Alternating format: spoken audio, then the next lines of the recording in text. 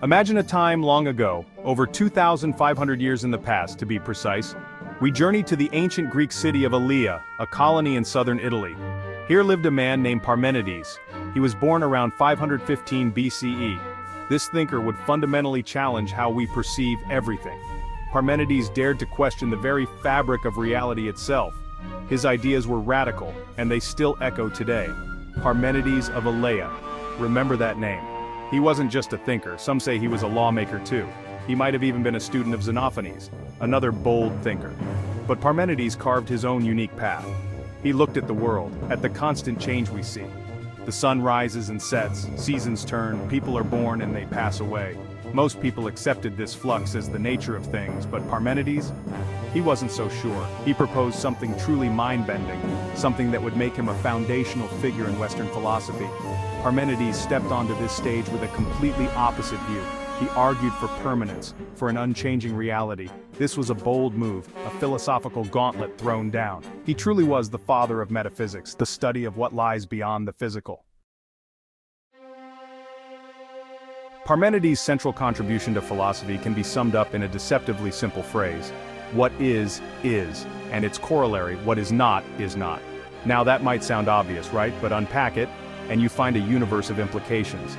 He wasn't just stating a trivial fact, he was making a profound claim about the nature of all existence.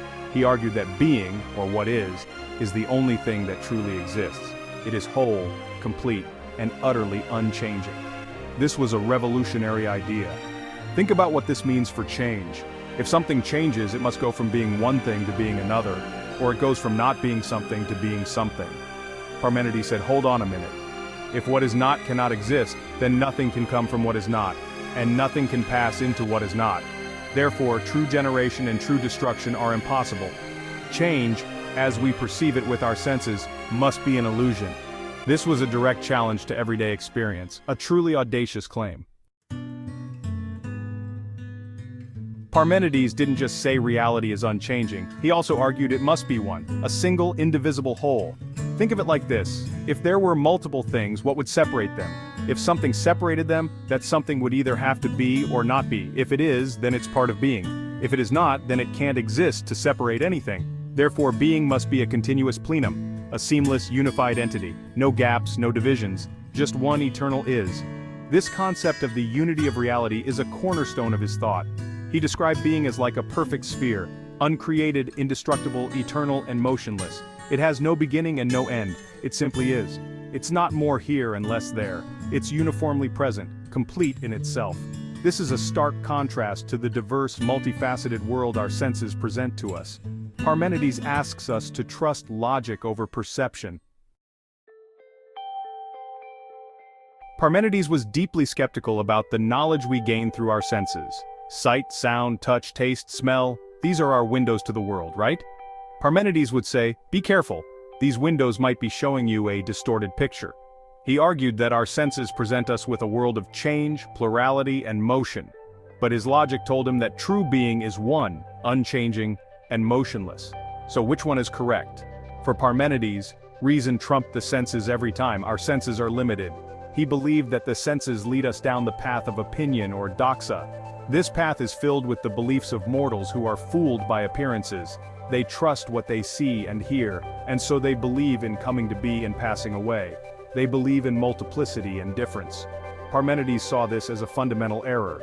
He urged his readers and us to follow the path of truth or aletheia. This path is illuminated by reason, by the logos. Section 5. The Great Divide, Being and Not Being. At the very heart of Parmenides' philosophy lies a stark dichotomy. The absolute separation between being, what is, and not being, what is not. This might seem like a simple distinction, but for Parmenides, it was the most fundamental truth of all. He argued that what is can be thought of and spoken about. Because if you can think of it or speak of it, it must, in some sense. It has existence. It is part of the realm of being. This is the only path of inquiry that is truly possible. Now consider not being. Parmenides made a radical claim about this. He said you cannot know what is not, that is impossible. Nor can you speak of it. Why? Because what is not simply isn't there. It has no properties, no existence. To think of not being is to think of nothing. and nothing, by definition, cannot be an object of thought or discourse. This led him to famously declare that it is the same thing to think and to be. Section 6. The Path of Reason, Deductive Logic in Ancient Greece. Parmenides wasn't just a philosopher with grand ideas, he was a master of argument. He didn't just state his conclusions, he tried to prove them with rigorous logic. He is considered one of the earliest champions of deductive reasoning in philosophy. Deductive reasoning starts from general principles or premises that are assumed to be true. Then it derives specific conclusions that must logically follow from those premises. If the premises are true and the logic is valid, then the conclusion must also be true.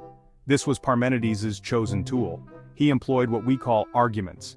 These are arguments that don't depend on sensory experience for their justification. Instead, they rely on reason alone.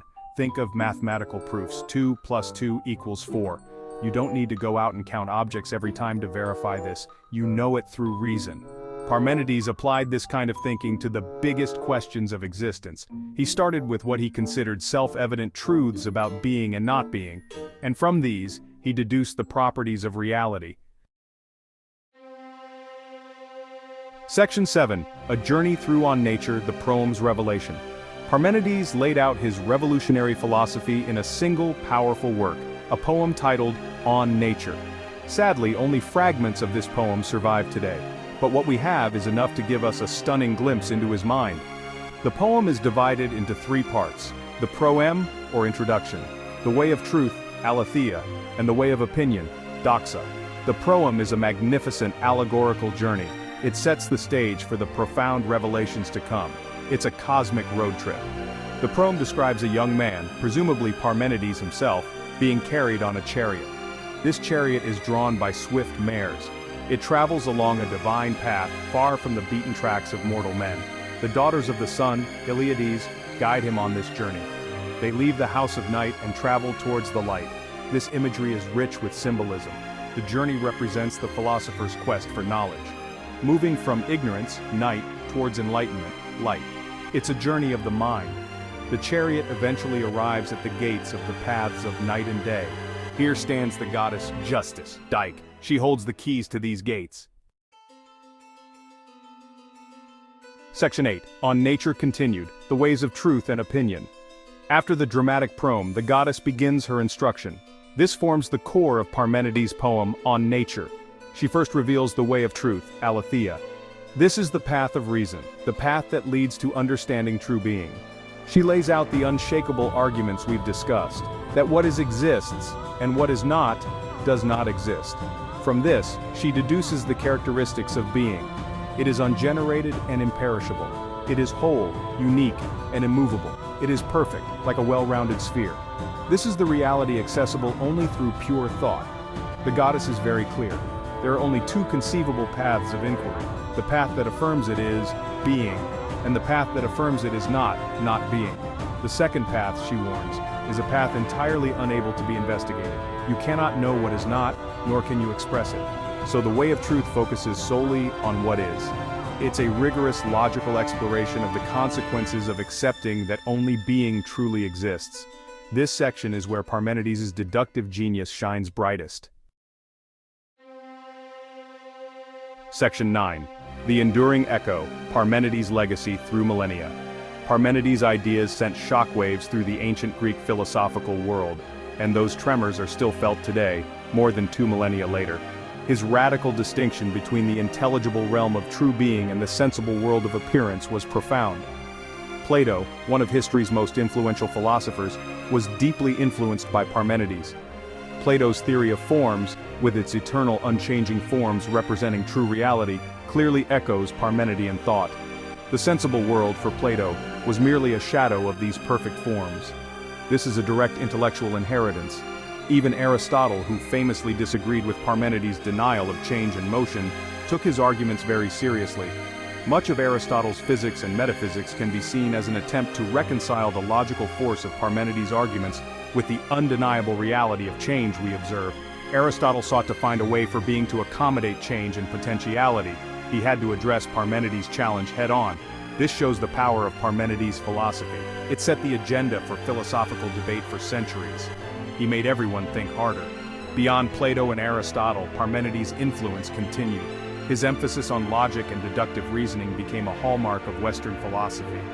The questions he raised about being, not being, reality and appearance are still debated by philosophers today. Metaphysicians, logicians, and even scientists grapple with concepts that have their roots in Parmenidean thought.